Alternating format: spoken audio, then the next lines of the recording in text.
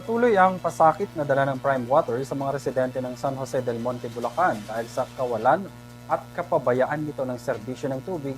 Dahil dito, idineklara ang Prime Water Corporation dahil sa tila pagsasawala ng pahala nito sa mga reklamo ng mga kanilang consumer.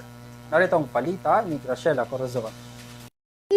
Deklarang persona ng grata ng sangguniang panglungsod ng San Jose del Monte, Bulacan ang Prime Water Infrastructure Corporation matapos na aprubahan ng Resolution No. 2026-07-529. Ito ay kasunod ng umunoy matagal ng kapabayaan ng kumpanya sa operasyon at maintenance ng water system sa lungsod ng San Jose del Monte.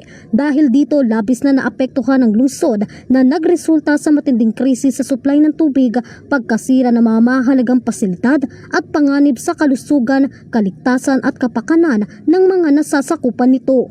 Batay sa isinagawang pag-iinspeksyon ng Technical Working Group, 10 lamang sa 37 pumping stations ang natukoy na gumagana. Bukod sa mga pumping stations, natuklasan rin ang tila matagal nang napabayaan na booster stations, water treatment plants, reservoir at iba pang mahalagang pasilidad na pinamahayan na umano ng mga ahas. Kasunod nito, nagdulot rin ng pangamba ang umano'y hindi maayos na pamamahala sa mga technical at sirang takip ng isang storage tank na anay maaaring magdulot ng panganib sa kalusugan ng publiko. Sa loob ng maraming taon, libo-liboan niyang pamilya ang nagtitiis sa mahina, marumi at madalas na walang tubig habang patuloy ang kanilang pagbabayad sa buwan ng bayarin sa tubig.